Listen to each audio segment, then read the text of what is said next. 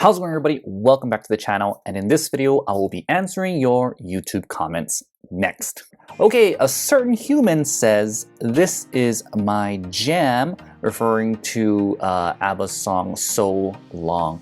My jam, I know it's not a question, I'm just saying, my jam, it really depends on the time, but one song that was my jam for like high school was No Doubt's Underneath It All. Love that song. Had a huge crush on a girl and she didn't like me, and so I used to always listen to that song. And yeah, that became like my song for a few years when that girl just wouldn't like me. So yeah. Next, Oscar L says, "I believe Rhodesia was Zimbabwe before Zimbabwe." Yes, so I did look it up, and yes, Rhodesia was Zimbabwe. Man, there's just so much geographical locations I just don't know. And I feel like such an idiot looking at Rhodesia, but I know I've heard it, but I feel like I heard it before. It's just, how am I supposed to know where Zimbabwe? I don't know that stuff. Next. All right, Brenda Jones says, Barry said he believed Frank Sinatra was a consummate singer-entertainer. The ladies just loved him, and there was hardly anyone who possessed the type of charisma Sinatra had. In my opinion, Barry easily wins any charismatic competition. Most of his audience was interacting with Barry and the simple universal message contained in words. Whew. Charisma is something so interesting. I don't think you can really teach charisma per se. It's just kind of something you're born with, I feel. You can develop it a little bit, but man, certain people, when they just have that charisma, it's just like a natural talent. It's something that I don't feel like I have at all, but when I see it in people, I'm extremely envious. And I think a lot of these singers have like a lot of charisma. They just oozing with it, and I'm very jealous of it. Next, Kathy Sorge says, "Words, my favorite Bee Gees song. It's been my favorite since I first heard it in the early 70s. They wrote many more popular songs afterwards, but I prefer Barry's normal voice. He sings this song with such feeling. I love the lyrics and the melody. I'm glad you gave this song another try. I know you're not much of a fan of their early songs." Yeah, I'm not really. There's a couple good ones, but not so much. "I always preferred their songs before disco, but I'm starting to really enjoy their later music almost as much. Barry's falsetto is great, fun to listen to. I think I appreciate their later music more now than I did when songs were first released back in the late 70s and after." Ooh, so I'm gonna say I like late 70s, and then I'm gonna go say early 60s is what I would go for, and then I would say 80s, then 90s.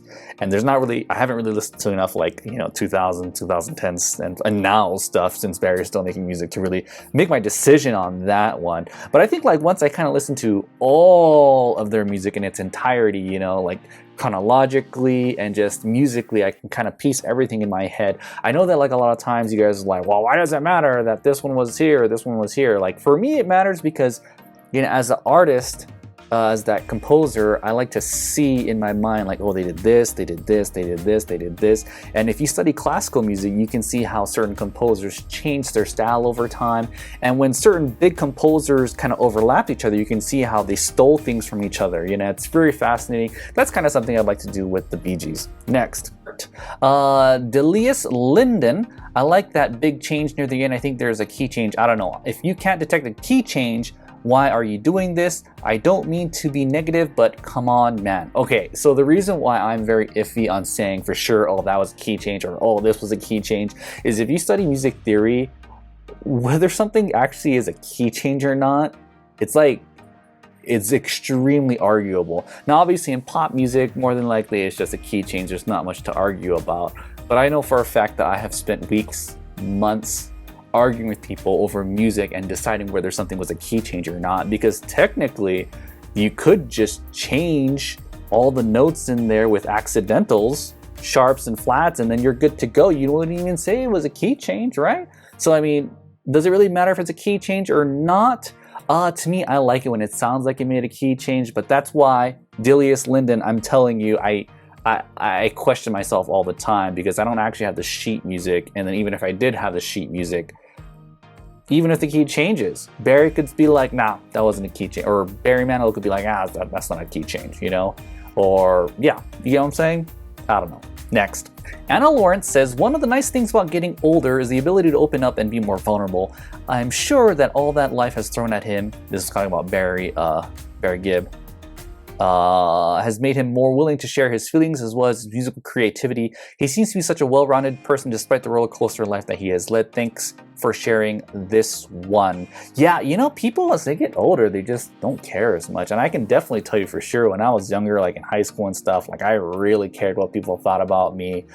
Through college, I still kind of cared. And then once I got to the army, they humiliate you so much in the army. You look like such an idiot in there. You will do so much stupid things in the army. You will have zero pride left and you will not care what people think about you. So if I seem really cocky and arrogant that I just don't care about what you think of me or my opinion and all that stuff like that, I'm sorry. It's the army's fault. They've just made me that way. So yeah, next. RJM44NYY. If you like this, maybe like I do. Great sax accompaniment on this one. Keep up the good work. I always enjoy your reactions. I don't even know why I picked this one, to be honest.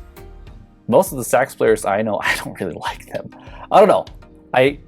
When it comes to bro sax players, they just don't like me. Just so you know. Bro, I don't know. Just saying. Next. James Hanker Sr. I hate when people pick a song apart and they like this piece and that piece. WTF, you either like the song or you don't, and not for nothing, every song Elvis sang was perfect. You know what? I'm going to go ahead and say that I really like when people are very gung-ho about their artists and their songs. I really like it, to be honest. I think it's fantastic. Now, that being said, my goal here is to pick things apart and to learn about them, you know. Unfortunately, that's kind of my goal here. And so when I do these reactions, you know, there's a casual listener who's just kind of listening and just letting it flow over them. I'm trying to be more analytical about it. And well, the reason why is I actually really do want to learn and I want to understand. And in my mind, like I kind of said earlier in this video, I want to be able to chronologically and musically kind of place things in my mind and say, oh, this is from the 60s, this is from the 70s, from the 80s, the 90s, 2000s, 2010s, and kind of put those things together and understand why AC/DC was so important here, you know, why the Carpenters were here, why did the Bee Gees get exiled here, why was Earth, Wind, and Fire so important with this part right here, why was the Tower of Power this type thing. I kind of want to put it all together in my mind so I can actually speak eloquently of this, because to be honest, like other people who do reactions, I'm honest with you guys, I don't know everything about all this stuff, but like, really, do they know that much about music and all this stuff? Like I've tried to listen to as much as I can, and I know I don't know very much. So I'm just saying, like, I'm being honest, and I'm just trying to learn here, guys. All right, next. Gene Tracy, beautiful song. Thank you. You made me laugh when you fell. Love your daughter. I love that you keep going, talking serious. You made my day. Thanks. This is life at its best. Hey guys, you know what? I'm just a really greedy person. This channel is for my personal benefit. I'm just hoping you guys can come along for the ride if you guys so choose to desire. You know, kids are super important. Family first, you know. So if my daughter comes in here and knocks over the camera, or she wants to be held, you know, she's gonna be held. I got another kid too. So yeah, he popped up in the, was it? Oh yeah, If I Can Dream. Was it If I Can Dream? Yeah, there's other If I Can Dream video. I mean, yeah, you know, family is important, and I hope that you guys prioritize your families just as much as well. You know, there's only so much time you have with your family. So this is off topic as well, but I don't care. It's my YouTube channel. I can say whatever I want to say.